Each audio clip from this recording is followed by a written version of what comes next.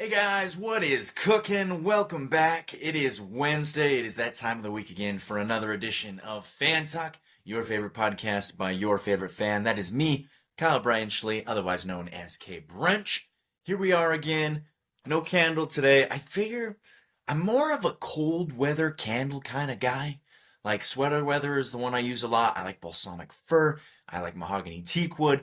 And now that it's warming up, I'm just not really feeling the candle. If you guys have some summer scents or spring scents that you recommend, let me know and I'll feature that candle. Shout out, of course, to Rogue One, great Star Wars movie. Star Wars is pumping out content like none other. Star Wars Fallen Empire, I believe, or is it Tales of the Empire?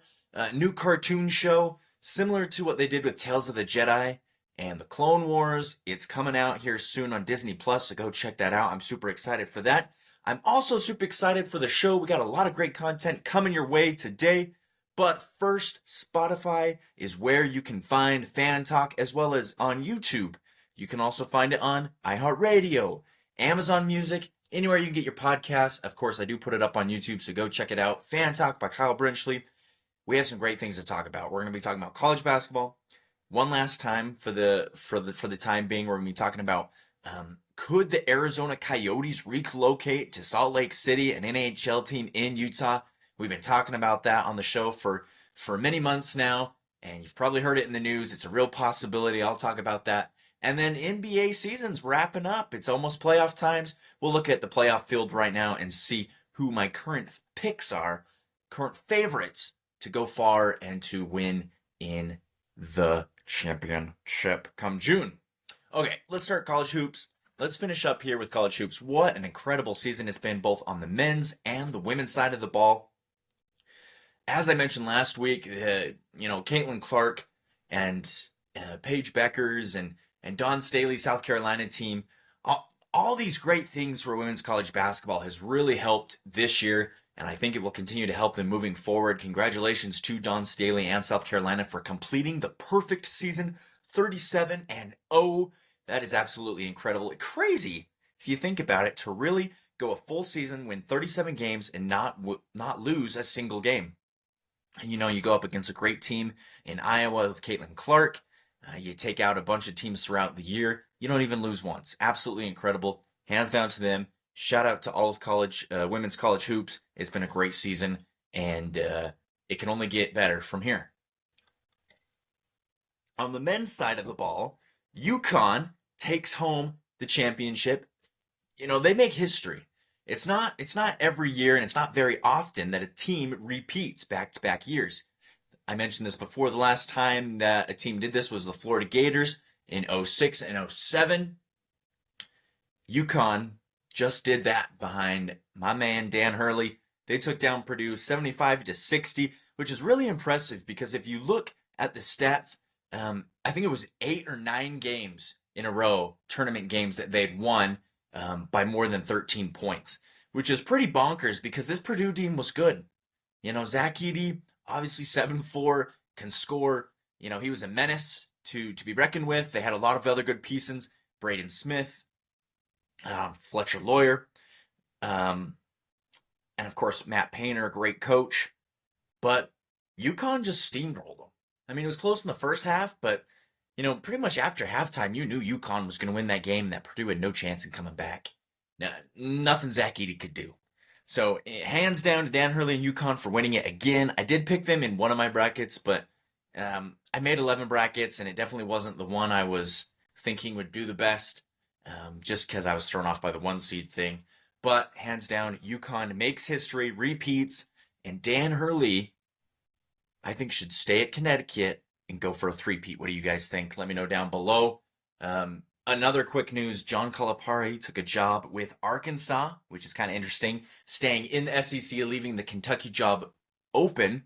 A lot of people are saying Dan Hurley should take that Kentucky job, but if I was him, I'd stay at Connecticut, try to make history, be a three-peat. Don't go to that Kentucky team that loses in the first round to 14, 15 seeds every single year. So there's that. College hoops did not disappoint this year. We'll touch on it again in the months to come when it returns, but for now, let's close the book on what a storybook storybook season it has been in men's and women's college basketball.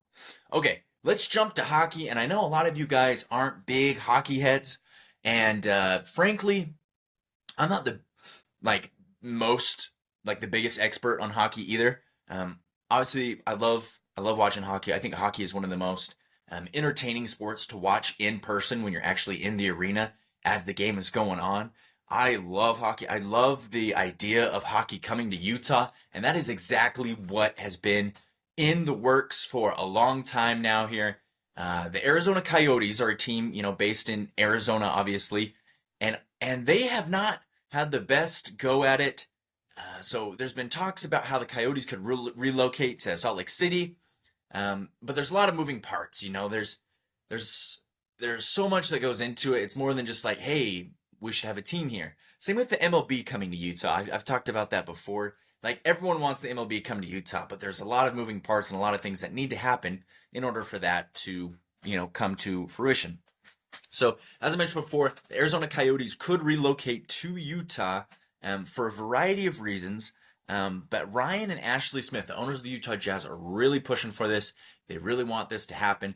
And it's moved forward so much so that the NHL has prepared a backup plan.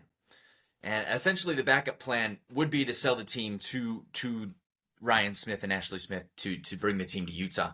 They really want to keep the NHL in Arizona. They do believe that Arizona has a good hockey, presence down there. I disagree, but I mean, I'm not an expert. The NHL guys probably know better than me. I just don't peg Phoenix, Arizona, and the whole state of Arizona really as a hockey town. I think Utah would be a lot better in that regard, but this is something they have done. So as you can see here, they have a plan they call the Shadow Plan. The NHL prepared two schedules for next season, one for the Coyotes to be in Arizona and one for the team to be in Utah in case, something happened. Of course, this is just a plan. This is nothing set. There has not been anything set in stone for the Coyotes to be moving to Utah, but it is, you can take that as a positive step forward. You can take that as a good sign. You can be like, hey, well, they want to put in, all this effort, all this extra time to make a additional schedule. I mean, making schedules are tough. Have you guys ever seen those videos on how they make the NFL schedule? Where it's absolutely bonkers. You got to know where the teams are playing, home, away, who they're playing, what months they're playing. It's absolutely wild. So it's not an easy endeavor. But the NHL thought that it was worthwhile to do that, which signifies to me that it's a real possibility that as soon as next season, the Arizona Coyotes could be in the state of Utah. Now, of course, relocation would need to be approved by the NHL Board of Governors, which is scheduled to meet in June. So we could find out this month, but the approval still needs to happen in June. So there's still some time. It's a process, like I mentioned before. It's not like it's just we're gonna wake up in the morning tomorrow and it's gonna be there. So we'll just have to see. A lot of the Coyotes players, a lot of people don't know exactly what's going on. It seems like a lot of people are in the dark. There's been a lot of talk, but nothing is solidified yet. Of course, the NHL is a little wary of expansion, but there is the possibility of expansion. If the Arizona Coyotes don't move to Utah, there could be a chance that in the future they could expand to Utah. Or if the Coyotes do move to Utah, there's a chance that the NHL could go back to Phoenix, Arizona, because they just feel like that's a great market for making money. It's all about making money at the end of the day. So which place is going to make them more money? Is it going to be Phoenix, Arizona? Is it going to be Salt Lake City, Utah? We'll find out here soon enough, but stay tuned for that amazing news. Okay, let's talk NBA now. I've kind of held off on NBA for a little bit now just because college hoops has been so prevalent.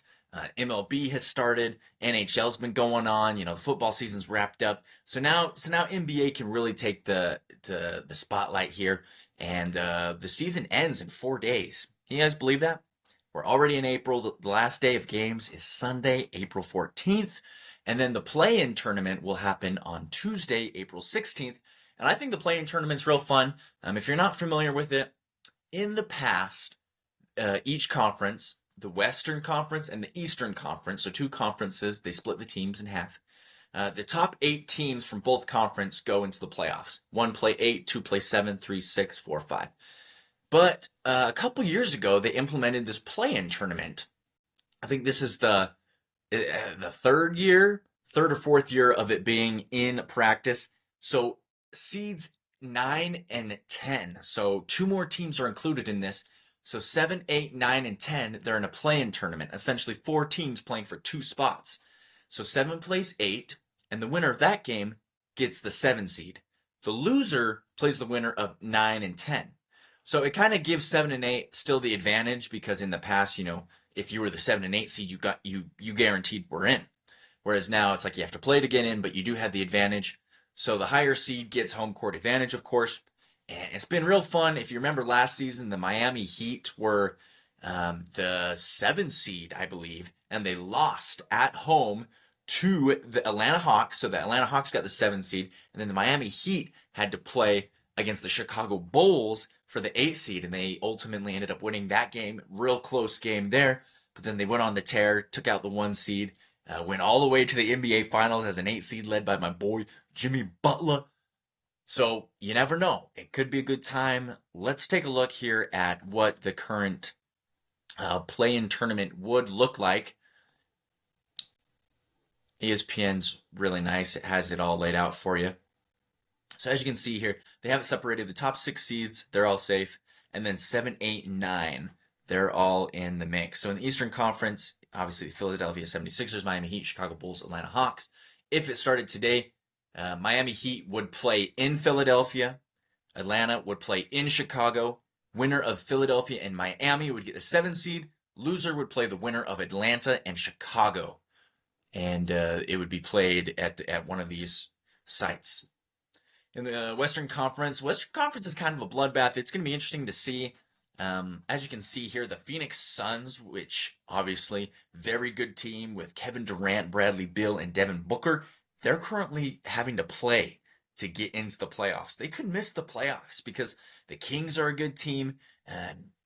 Never totally go to sleep on Anthony Davis and LeBron James.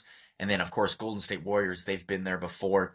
They've won championships. Steph Curry, Steve Kerr, that's a team to fear as well. So Phoenix Suns, you got to win a couple games. You got to win at least one to get into the postseason. And there's about 2 or 3 games left for every team, so things could change ultimately as well. But I'd like to call this before it gets into motion because I just think that's the best way to remain unbiased and unchanged. So my pick, although you can see here that the Minnesota Timberwolves are the 1 seed, I think the Denver Nuggets are the team that are going to come out of the Western Conference. They're clearly the best team. They have the experience to. Historically, if you just look, the Minnesota Timberwolves, really good season. They don't have a lot of experience in the postseason recently with the current squad with, Anthony Edwards, Rudy Gobert, Mike Conley, Karl Anthony Towns. So, experience means something. Remember in the NCAA tournament, Gonzaga, they were a lower seed, but they still tore through to the Sweet 16 because Mark Few's been there. He knows what is up. So you just can't count out experience at the end of the day. That's really what it is. That's why I'm like, well, look out for Golden State Warriors here. Look out for the LeBron James come postseason time. So teams like the Sacramento Kings, the Pelicans, Oklahoma City Thunder, the Timberwolves, they got to be on their A game because there's a lot of good teams in the West. But I think the Nuggets come out of that. Eastern Conference, it's a little more. I don't want to say clear because last season, literally, the Miami Heat as an 8 seed took out the Milwaukee Bucks. So I don't want to say it's clear. But the Boston Celtics do have a 14-game lead on the Boston Celtics have a 14-game lead on the Milwaukee Bucks. They're currently the 1 seed. They are projected to be the favorites in the East. This is their year to prove it. This is their year to prove it. This is their year to win it, in my opinion. In the past, they've just kind of choked. They haven't really. 2 years ago, they did go to the NBA Finals, but they just haven't really done. They haven't lived up to their expectations, and that could very well happen again. They could get a tough draw in a Miami team if Miami ended up losing to Philadelphia, or even a Philadelphia team. If Philadelphia or Miami are both tough matchups. I think if they got Chicago or Atlanta, they'd get through. But Miami and a Philadelphia team, tough matchups. It's hard to see there. And then of course the Bucks. It's dependent if Giannis Antetokounmpo and Damian Lillard can be on their A games and if they can be healthy. If either or both of those guys are not on their A games or are not healthy, the Bucks aren't going to make any noise. Knicks, they're a good team to be watching out for. Of course, Julius Randle is going to be out for the year, but Jalen Brunson's not a man to mess with. And then these other teams are good, but I just don't think that they'll really make a splash. The Orlando Magic, they're a nice, fun, young team, but again, they don't have the experience in the postseason. The Cavaliers, they'll only go so far. Pacers are a fun team to watch, but I don't really trust them that much. Philadelphia, maybe if Joel Embiid, can get back to being him. He's been away with injury for a long time.